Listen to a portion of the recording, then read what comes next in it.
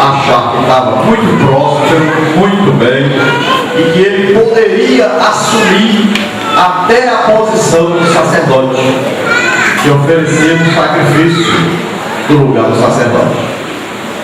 É um risco muito grande que as pessoas passam, porque à medida que a pessoa se desenvolve, cresce, ela começa a achar que não precisa mais dos outros, que não depende mais de outras pessoas, e ela corre o risco de repente achar que é autossuficiente. Então, quando se está, por exemplo, à frente da igreja, a pessoa corre o risco de achar que não precisa de outros ministérios, né? Nós falamos aqui sobre os 5 ministérios.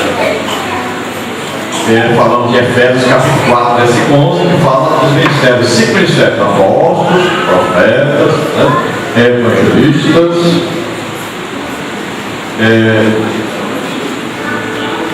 vamos ver, apóstolo, profeta, evangelista, pastores, mestres, né?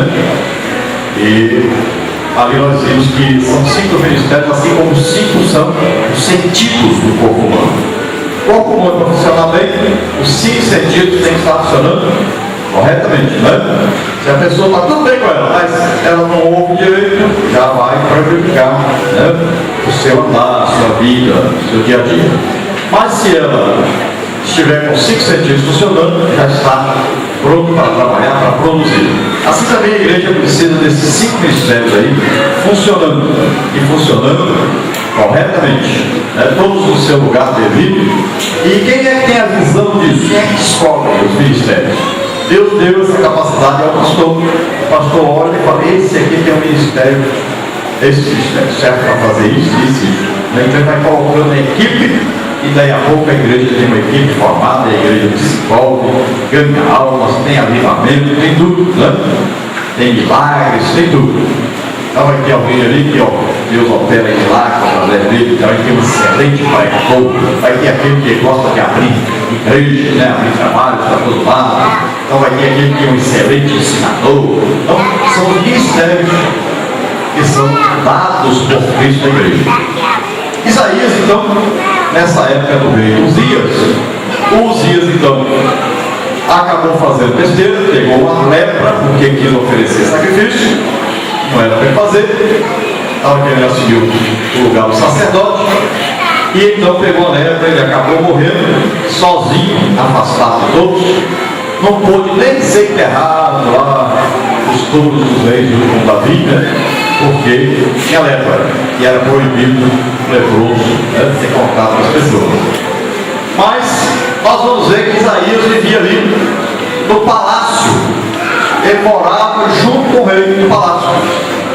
Qual era a condição desse profeta? Ele foi chamado para ser profeta, ele já tinha sido chamado, não é agora que ele foi chamado, ele já tinha sido chamado, mas ele estava morando no palácio do rei Uzias. E nós encontramos aqui a situação de Uzias. Uzias, ele estava cego. Ele enxergava as coisas materiais, mas espiritualmente ele estava totalmente cego. Havia tempo que ele não tinha mais uma visão de Deus. Outra condição desse profeta de Deus é que ele era medroso. Ele não temia mais a Deus, ele tinha medo.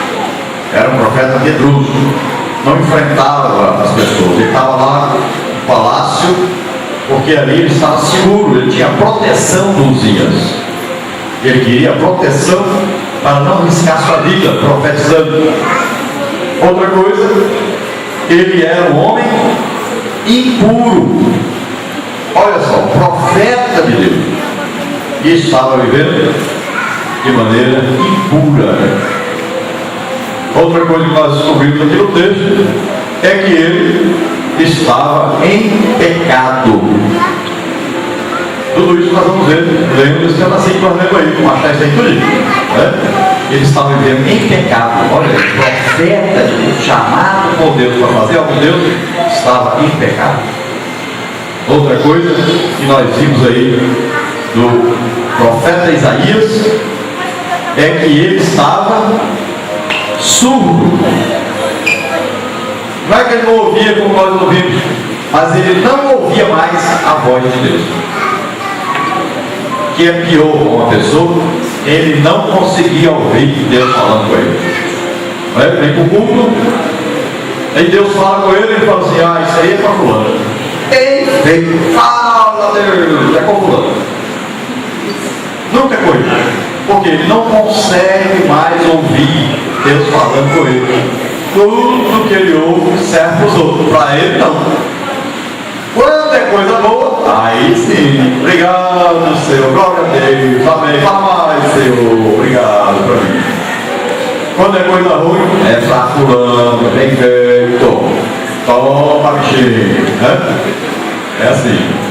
Então, Isaías já estava surdo, não ouvia mais a voz de Deus. Tá? Agora é interessante, olha, se nós vemos aqui, no ano em que morreu o rei Uzias,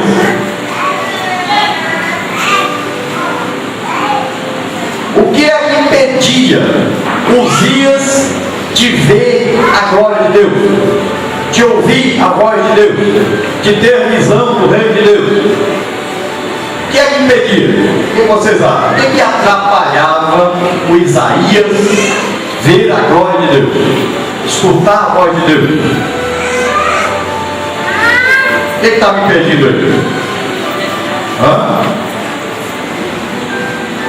E nós vemos aqui, olha, no ano em que morreu o rei Uzias, aí ele diz: eu vi, olha, era certo, ele diz: agora eu vi o Senhor, agora eu ouvi a voz de Deus, agora eu escutei a voz de Deus, eu vi a glória de Deus. Então o que impedia Isaías de ver a glória de Deus? O rei Uzias. Então veja só, tinha alguma coisa que impedia o Isaías de ver a glória de Deus. Então, existe na sua vida, na vida de cada pessoa, um Uzias. Então hoje nós vamos descobrir quem é esse Uzias na sua vida. Talvez você fale assim: eu nem sabia que ele chamava Uzias, mas nós estamos dando um nome. Você vai descobrir aí o que é que está impedindo você de ver a glória de Deus, de ter uma comunhão com Deus, de escutar a voz de Deus. Aí você chama isso aí de Uzias. Então a primeira coisa é descobrir qual é o seu Uzias. E o que é que nós temos que fazer com Uzias, gente? Por Isaías ver a glória de Deus, escutar a voz de Deus, ele teve que fazer o quê? Teve que acontecer o quê? Uzias teve que morrer. Então você vai ter que matar Uzias. Aleluia! Então você descobre aí qual é o meu Uzias. Será que o meu Uzias é a internet? É o Facebook? Será que o meu Uzias é o namorado? Ou é a namorada? Quem é o seu Uzias? Será que o seu Uzias é o quê? A mulher do vizinho? É o artista da novela? Quem será o seu Uzias? Será que a canela do companheiro, quando está jogando bola, foi explodido? Será que anda pisando nele, o seu Uzias aí? Será que é esse o seu Uzias? Será que o seu Uzias é o futebol? Porque na igreja você não pula, não grita, não dá glória a Deus, mas na frente da televisão, futebol, você pula, grita e tosse, discute com o jogador, né? Parece até que ele está escutando. Será que o seu Uzias é isso? O que será o seu Uzias? Então nós temos que descobrir os Uzias e temos que matar esse Uzias. Então nós vamos descobrir quem é o Uzias, primeira coisa. Segunda coisa, matar o Uzias. Agora tem que saber como é que você mata o Uzias. Primeira coisa, você não consegue matar o Uzias com outra pessoa matando os dias para você. Entende? Só é você que consegue matar os seus dias. Não adianta pagar aí alguém para matar os dias. Não adianta contratar um pistoleiro. Mata os dias para mim. Não tem jeito. Não tem jeito. Só é você que pode matar esses dias. Não adianta tentar matar os dias de outro jeito. É só você que pode matar os dias. Tem outra coisa. O Uzias não morre de tiro. Não adianta atirar o Uzias que ele não morre de tiro. O Uzias não morre com faca. Não morre com murro. Não. O Uzias é difícil de matar. Está lá o Uzias na sua vida. Descobre ele. Agora só tem um jeito de matar o Uzias. Você só mata os Uzias de fome. Você não consegue matar os Uzias na rua só. Ele não mora uma vez só não tem jeito. Você tem que matar ele aos poucos. E ele só morre com fome. Você vai matar ele com fome. Então o seu Uzias é a TV. Então você vai deixando a TV de lado. E vai deixando. De repente você vai passar na frente da televisão, vai dar aquela vontade de assistir, mas aí você ficou tanto tempo sem assistir, você brigou tanto com esses dias aí dentro, que a hora que você olha assim, aí você fala, não aguento nem assistir, não tem mais prazer nisso. Aí você passa e larga a televisão para lá. O homem que os dias dele é a mulher que passa na rua, que é o outro aí, o que vai acontecer? Ele vai matando os dias devagarinho. A mulher passa hoje, ele olha menos tempo, amanhã menos tempo ainda, depois menos tempo ainda, até que a mulher passa, mas o dias já está quase morto. Aí ele vai olhar para a mulher que passou, aí ele está assim. Ele está fraquinho os dias lá dentro dele. Até ele conseguir olhar, a mulher já passou. Pronto, escapou. Então você tem que matar os dias de fome. Ele ficar bem fraquinho. Você vai matando ele aos poucos. Cada um de nós tem lá dentro de nós esse Uzias, ou vários Uzias lá dentro. Qual será o seu? Então você vai ter que tomar uma providência, você vai tomar uma decisão. Eu vou matar esse Uzias. Eu vou acabar com ele. Porque ele não vai me atrapalhar mais ver a glória de Deus, ouvir a voz de Deus. Não vai fazer mais eu viver em pecado. Não vai fazer mais eu ficar surdo, impuro. Não vai mais. Olha aí, vamos ler de novo agora para você entender aqui. Olha lá. No ano em que morreu o rei Uzias, então ele diz, olha, eu vi o Senhor. Morreu o rei Uzias, ele parou com a dependência do rei Uzias.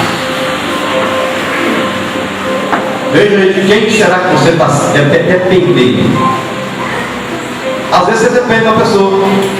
Ah, irmão, eu vou ali na casa, não sei de quem, ali melhorar para mim. Toda semana eu vou lá. Ora por mim aí. Às vezes você está dependendo da pessoa para orar por você. Ao invés de você orar, morre a preguiça, manda os outros orar por você. Não é? Às vezes você está confiando no evangelismo lá na sua rua, nos seus vizinhos, a outra pessoa. Vai lá, visita lá, evangeliza lá. Então você está depositando a sua confiança com os dias. Tudo de você. Eu quero ser batizado pelo Espírito Santo. Mas só se Deus fizesse um milagre. Porque lá na frente eu não vou não. Só se Deus fizesse de novo.